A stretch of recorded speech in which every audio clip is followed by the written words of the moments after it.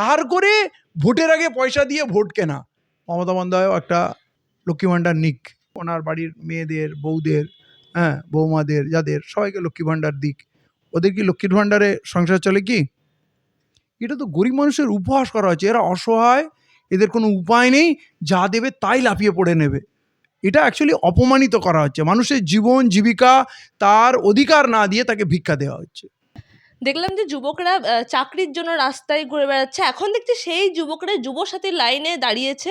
১,৫০০ টাকা করে মুখ্যমন্ত্রী ঘোষণা করেছেন। কিভাবে দেখছেন বিষয়টা? আচ্ছা, আপনার বলুন, যদি মৃত্যু মুখে আপনি পতিত হন আর আপনাকে কেউ ১ গ্লাস জল দেবে, আপনি কি করবেন?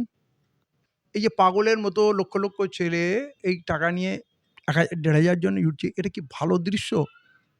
আপনি যদি কোথাও বস্তিতে চলে যান, গরিব মানুষ, বা ধরুন মানে একেবারে মরুভূমির বুকে মানুষ ক্ষুধার জ্বালায় জ্বলছে, সেখানে যদি আপনি পুরনো বাসি রুটি নিয়ে যান, তাও ঝাঁপিয়ে পড়বে খাওয়ার জন্য, কাড়াকাড়ি করবে। তো আমার এটাই মনে হচ্ছে, এই দৃশ্য দেখে আমার মনে হচ্ছে যে এরা মানুষরা কতটা অসহায়, যুবকদের কতটা অসহায় অবস্থা। কই আমি তো এই বিষয়টায় একটা কথা বলতে পারি, আমাদের যে দারিদ্রতা, সেইটা এই জায়গায় ফুটে উঠেছে, এবং দারিদ্র্যর সুযোগ নিয়ে মমতা বন্দ্যোপাধ্যায় ভোট কিনতে নেমেছেন। এরা তৃষ্ণার্ত, পিপাসার্ত, ক্ষুধার্ত মানুষ যেমন করে, মমতা বন্দ্যোপাধ্যায় খুব জানে এদের কোনো উপায় নেই, এদের কাছে ১,০০০ ১,৫০০ টাকা দিলে এরা এতেই খুশিতে পাগল হয়ে যাবে। মমতা বন্দ্যোপাধ্যায় টাকাটা দিচ্ছে কোত্থেকে? সরকারি কোষ থেকে দিচ্ছে। তো সরকারি কোষে কিন্তু টাকা আছে কি? আপনি বলুন, সরকারি কোষে যদি ১ টাকা, তাহলে বুঝবো। ৮ লক্ষ কোটি টাকার দেনা আছে, তার মানে জিরো নেই, ঘাটতি আছে।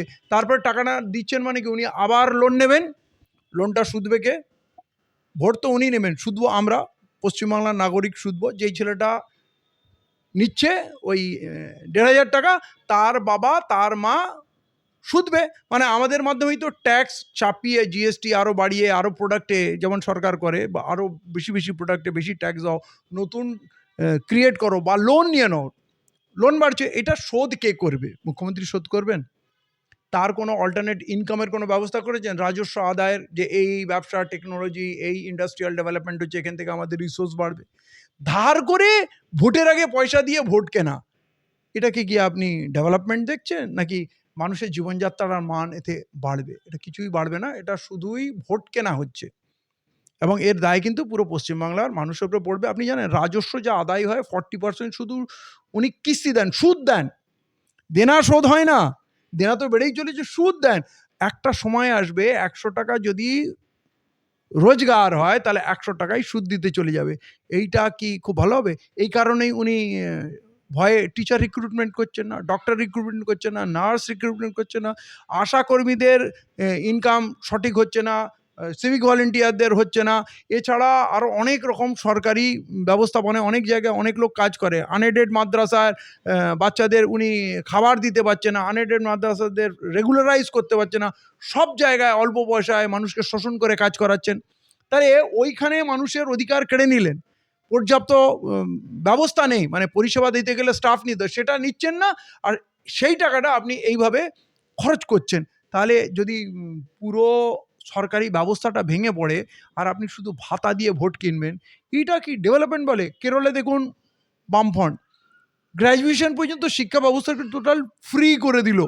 আপনি বলুন, ওই মানুষগুলোকে বিনা পয়সায় শিক্ষা দেওয়া বেশি জরুরি, নাকি বেকার যুবকদের ১,০০০ টাকা ১,৫০০ টাকা দিয়ে দেওয়াটা বেশি জরুরি? শিক্ষা ব্যবস্থা তুলে দিন। যে কটায় স্কুল আছে প্রায় বন্ধ হওয়ার মুখে উঠে যাবে, কলেজ ইউনিভার্সিটি সব প্রাইভেট হয়ে যাচ্ছে। তাহলে সরকার তার ইনকামগুলো শুধু ভাতা দেবে। এটা কি কোনো সুস্থ সমাজের লক্ষণ হতে পারে?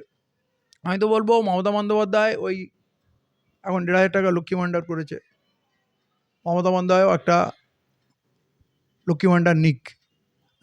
যদি এটা ভালো মনে হয়, ওনার বাড়ির মেয়েদের, বউদের, বৌমাদের, যাদের সবাইকে লক্ষ্মী ভাণ্ডার দিক। ওদের কি লক্ষ্মীর ভাণ্ডারে সংসার চলে কি? এটা তো গরিব মানুষের উপহাস করা হচ্ছে। এরা অসহায়, এদের কোনো উপায় নেই, যা দেবে তাই লাফিয়ে পড়ে নেবে।